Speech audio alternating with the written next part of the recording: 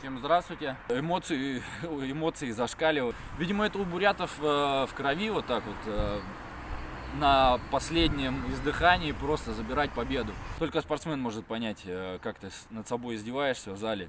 Я знаю, что он рвал 200. Я отдыхал, лежал, а он суетился. Многие не ставили на меня уже, так скажем. Не с нашей сборной, а вообще. Просто я опытней. Старый и опытный. Всем здравствуйте. Начну с того, что мы находимся сейчас в Будапеште. Сборная России по гиревому спорту находится в Будапеште, в столице Венгрии, где проходит чемпионат мира по гиревому спорту. Наша подготовка состояла из нескольких частей, то есть это отборочные соревнования внутрироссийские, это полуфиналы, региональные, потом полуфиналы, финал России июньский. В начале июня прошел финал России,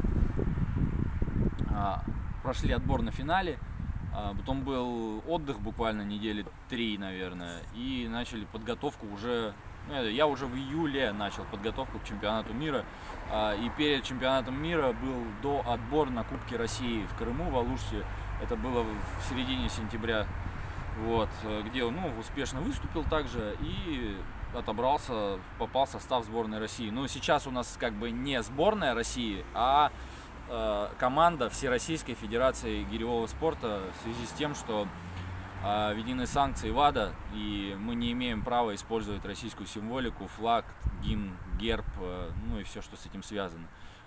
Поэтому принято было решение заклеить все знаки отличия, которые, так скажем, определяют принадлежность к сборной России.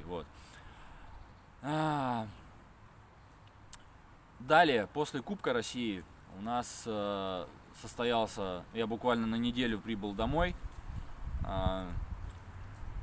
и нас вызвали на сбор, на подготовительный сбор, также в Крым, в Алушту, на центр подготовки сборных команд России, где мы прошли двухнедельный сбор, который пошел прямо на пользу, потому что, учитывая то, что западные часовые пояса, мы самый дальний регион России, который принимает участие в составе сборной страны в чемпионате мира. Сейчас с Будапештом, Улан-Удэ с Будапештом разница в 6 часов. Поэтому хорошую адаптацию прошли на базе Крымского. Далее предстоял,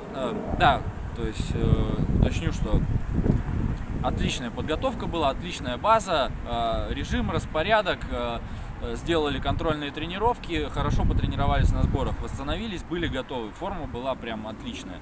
Я думаю, одна из лучших форм в моей спортивной карьере.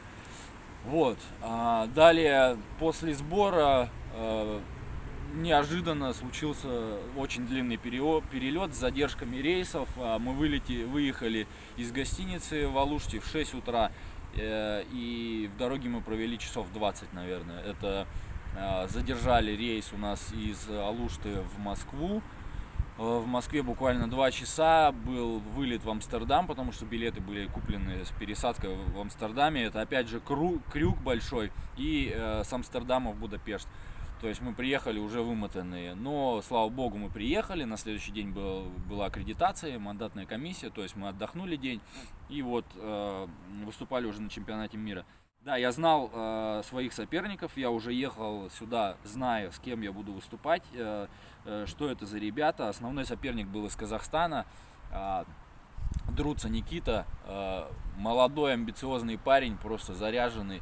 В 2019 году он выиграл чемпионат мира у российского спортсмена, у заслуженного мастера спорта, кстати. Я уже знал, что буду выступать с ним, что он очень силен, что он показывал те же результаты, практически ту же сумму собирал, что и я. Далее там еще спортсмен с Украины был, очень хороший, Тимофеев Геннадий. Я думаю, что это был самый для меня сложный старт за последний год, наверное, потому что как-то последние победы у меня все получаются, может быть, это, выглядит это красиво, но я буквально вырываю победу на последних секундах, минутах, так получается, и опять же здесь попался такой соперник. То есть после упражнения толчок Он показал 151 подъем, это его личный рекорд. И я показал 136 подъемов. Это мой личный рекорд.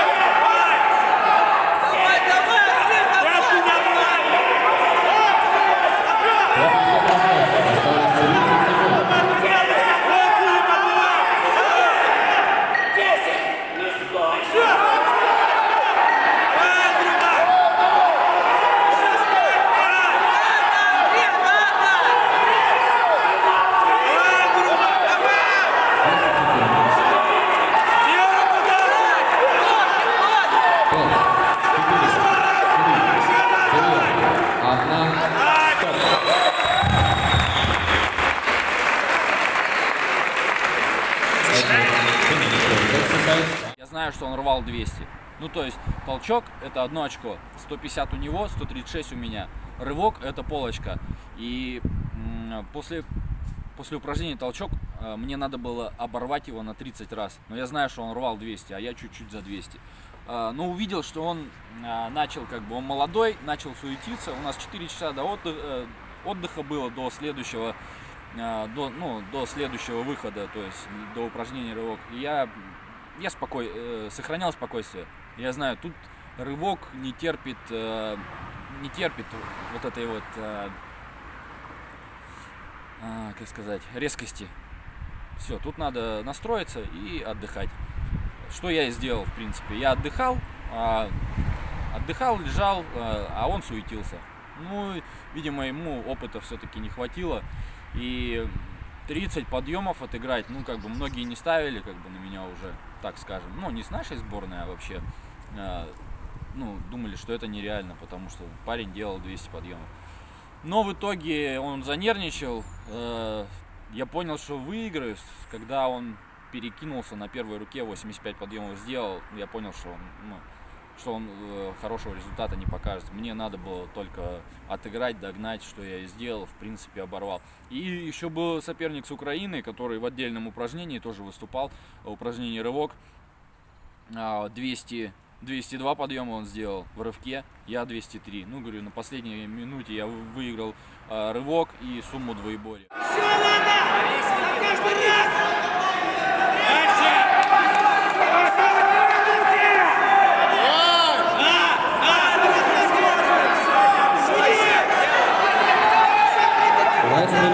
Последняя минута.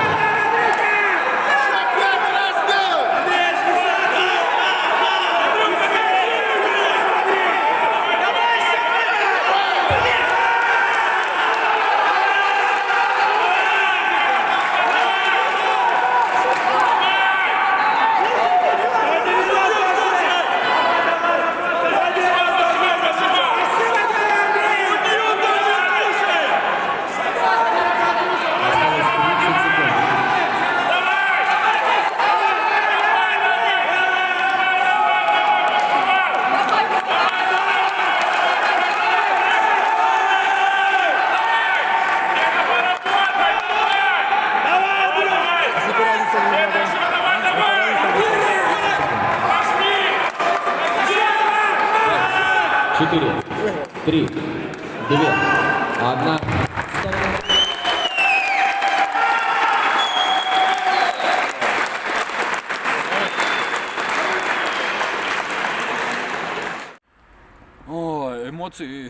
Эмоции зашкаливали, потому что, вот эта вот подготовка ради вот этих 20 минут, полгода ограничений, только спортсмен может понять, как ты над собой издеваешься в зале, восстанавливаешься, во многом себе отказываешься от обычной жизни, и цена вот этой победы, она ни с чем не сравнима. Вот.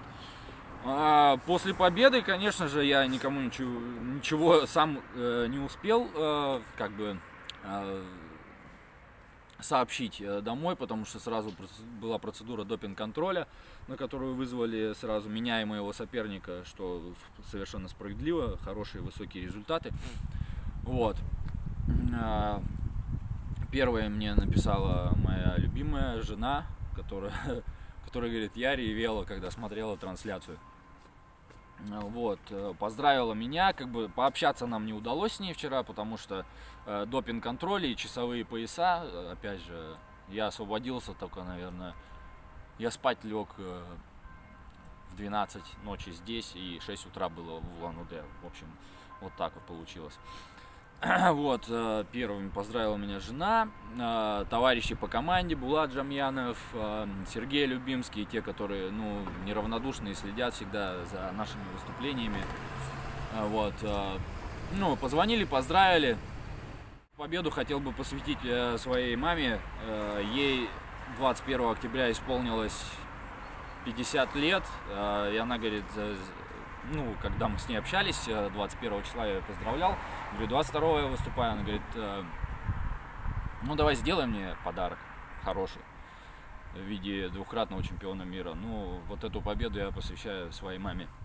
Ну и, конечно, куча поздравлений было в соцсетях, я до сих пор не разгреб, не ответил всем.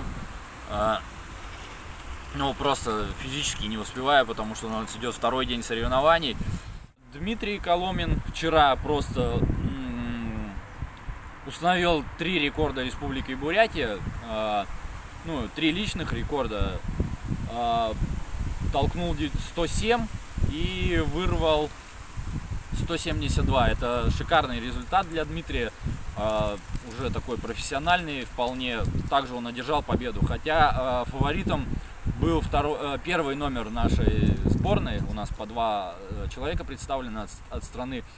Фаворитом был, ну, другой человек, Зуев Владислав. Вот, но ему не удалось, как бы. Дмитрий был в этот раз сильнее. Давай, не бойся! Себя боишься, давай! 4! Давай, давай, давай, можешь, давай! Сразу толкай! 5! Давай сразу сбрасывай! 3 раза! Каток! Толкай! Давай, 2 раза можешь, давай! Подъем! Толкай!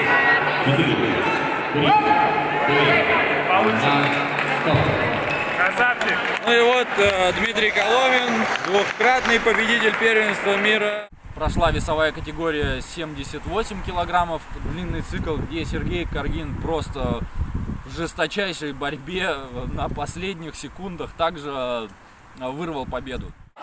Вот так! Отлично!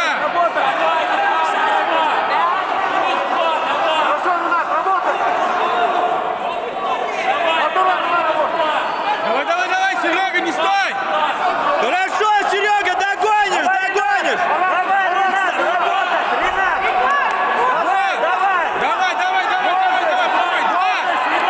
догоняй!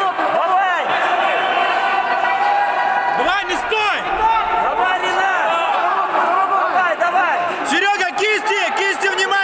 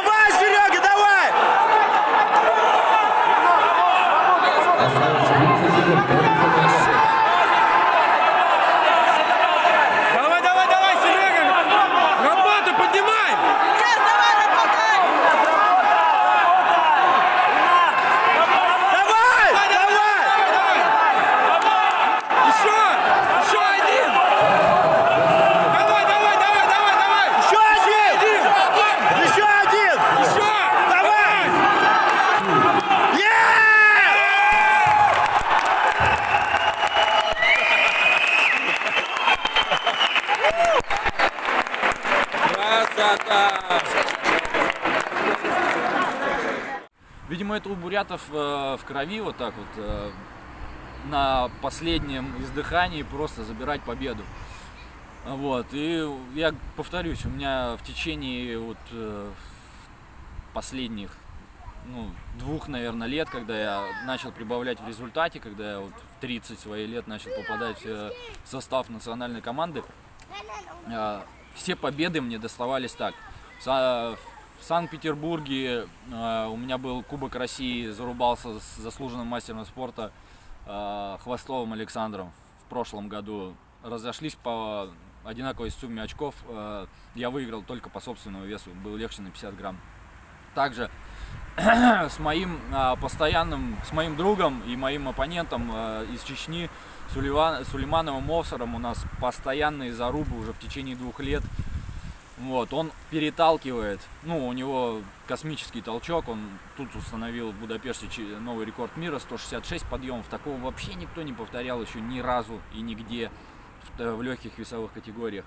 Вот, установил мировой рекорд, но у меня рывок сильнее, и поэтому вот в двоеборье наши выступления всегда интересны, но здесь мы выступали в разных весовых категориях, он в 73, я в 78. Решением тренерского штаба российского, нашей федерации, было принято решение развести нас по разным категориям.